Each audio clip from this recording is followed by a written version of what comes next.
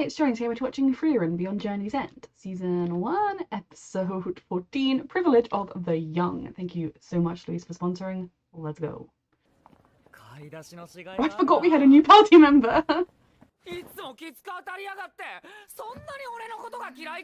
Oh, what's happening? They are children. I mean, he is definitely a child.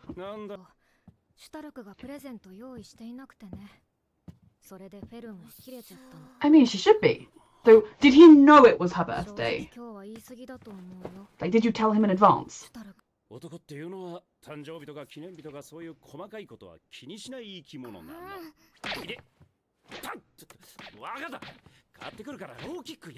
is just nice to care about people on their birthdays. Like, Phil, my love, did you tell him it was your birthday? Because if you told him it was your birthday and then he did nothing, like, didn't try and give you a gift or say something nice, I don't know, then we'd be cross with him, yes.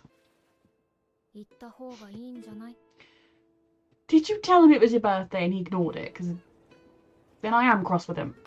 They're sitting under a statue of him. Because also, like, it's her birthday now. You bought him his present on his birthday. He could buy you one. She found him. She did not talk to him. I mean, she had a very sheltered upbringing. I mean,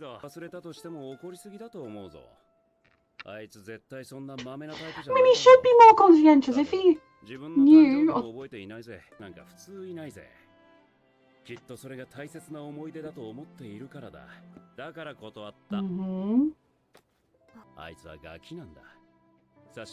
That is definitely true. I think he also feels bad.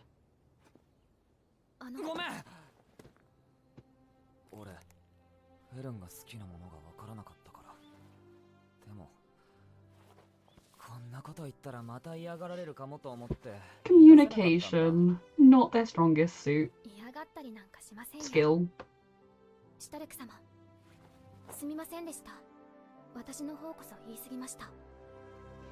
See how easy it is, babies, when you just talk to each other. Just she's been observing. Make sure it all goes smoothly. I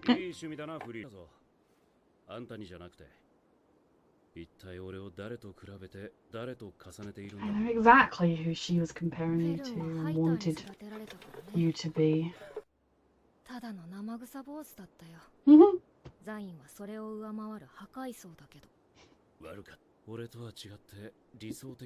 mean, people can often seem that way from the outside, doesn't mean they're perfect on the inside.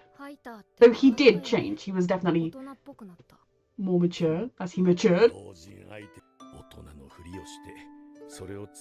I mean, adulthood is literally just pretending, yep. Pretending you know what you're doing.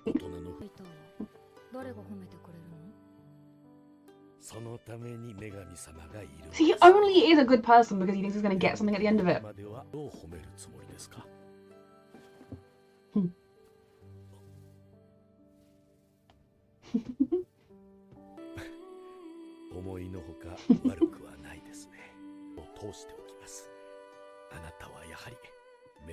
She should.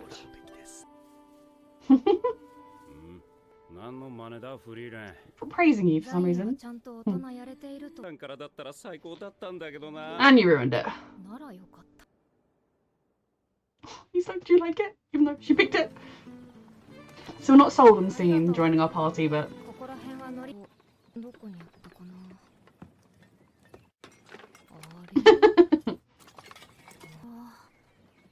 She has like one tiny suit. I mean, it's not tiny, but one small suitcase.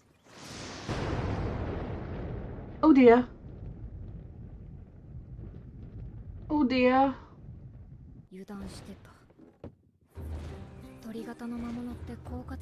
Oh god. I thought they'd been like blown up. What the poor horse? I don't fully understand it, yeah.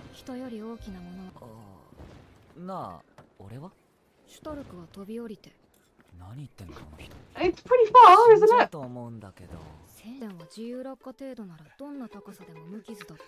He's a dwarf, isn't it different? Like... Yeah.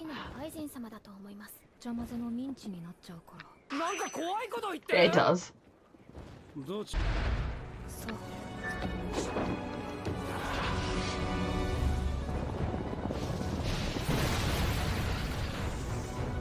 Oh, go Frieren. I mean, a shot is all we have. I'm with Stark. Oh, the poor horse. Everyone? Everyone. Frieren has probably lost a lot of her stuff. Because they were yanked into the air, actually. They weren't like make guns, they didn't go spiraling.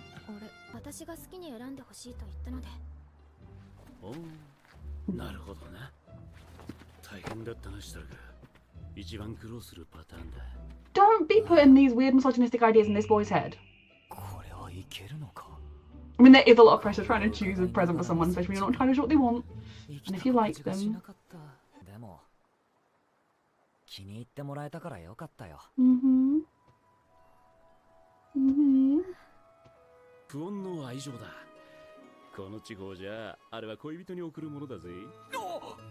They're not quite... I mean, they may get there. They are not quite there right now. No, it's fine. Mm-hmm. Just let them figure out whatever's happening or not happening at their own pace. She's looking for the ring. Did Himmel know it meant eternal love? Fern knows what that thing means, though.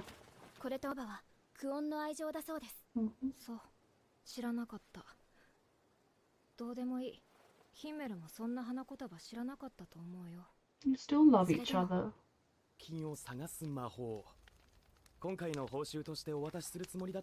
That is very handy. Because she loves new spells and she can find the ring.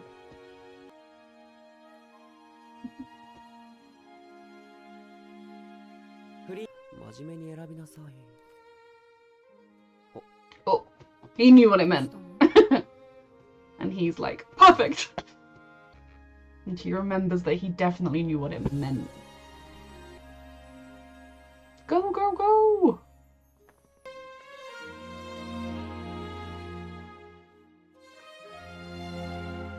It's honestly just so sad and tragic, the concept of like people forming these bonds when they have such different lifespans. Mm-hmm. Oh, yes. Because it's pretty. Oh, okay. I really, really loved this episode. I loved it because the focus was just on the characters and their relationships, both like now and in the past. And I'm still not sold on Sein joining us because, yeah, he's a bit misogynistic and a bit creepy, and like I'm not the biggest fan of that. But I don't think he's the worst person. Like he's not harming anyone. He's just kind of a bit ugh a lot of the time. But I'm glad the birthday shenanigans kerfuffle was sorted out because, you know, I didn't think Stark would like intentionally forget her birthday. I thought he could potentially, if, I don't know, she told him months ago my birthday's on this date and then lose track of time, he could forget. And so he just didn't buy her something because he wanted her to pick it out with him like she did with him, but then didn't know how to tell her that, and then she got upset because he hadn't thought of it. And they're kids, and they're doing their best. And people need to think, no more pushing them at each other. Like, let them figure it out, because they care about each other a lot, and it's up to them what kind of way that is. Whatever it is, they're getting there. They're working their way through it. So I love that he really, really thought hard about choosing her a present. And there is something special about that, because yes, it is stressful to kind of think, oh my god, if I choose her something and she hates it, then she's going to be like obligated to wear it because I got it for her, and oh, but it's also just nice to see someone putting that level of care into thinking about you and what you might like. And she did really like it. You could see from the way she was wearing it and looking at it, she really likes it. So it was really sweet. And I love that Frieren was spying on them, like checking, is everything working out okay? It is good. I don't need to intervene. That's fine. And then her realizing the significance of the ring Himmel gave her and remembering his reaction to looking at the ring like he did know what it meant. Because I feel like in a lot of ways, Frieren and Himmel have a relationship that is what could have been. If she'd been a little bit more switched on to the people around her, a little bit more aware of how she was feeling and how they were feeling, and of how quickly time would pass. But of course, an elf and a human are never going to have any kind of relationship that, well, it can last the entire lifetime of one of them, but the other one, it will be but a blink in the eye that means the world. Whereas at least Frieren and Stark will age together, and then Frieren will be alone, and it'll be really sad again. It's freaking tragic. So I love them all together, and then when they were in the carriage and or the wagon, and then the bird had them.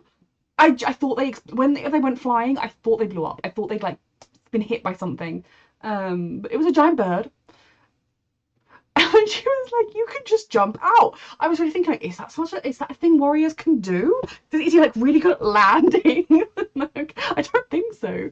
And then she's like, one of the first warrior I met was Eisen, and so everyone is the same as Eisen, right? And I'm like, Eisen, no, very much no. So I'm glad she came up with an alternative plan, and they all work together to rebuild the wagon. And I love that it makes sense. The guy runs an accessory shop, a jewelry shop, so it was then he had a spell to help you find lost jewelry, and so she was able to find the ring because it did mean the world to her, and it means even more to her now than it did before. And I really do love watching Frieren as she goes through this journey, kind of repeating the steps she took before, forming new connections with new people, and those new connections reminding her of how special her old connections were, and reminding her of, in some ways, the things she missed at the time, like that were right in front of her, but also that she did have those moments and they were there, and those memories are always going to be with her. It's really beautiful. I love this show. Thank you so much, Louise, for sponsoring. A reminder that you can find the unedited version of this reaction on my Patreon 2 weeks in advance, the edited version 1 week in advance, and thank you so much for watching.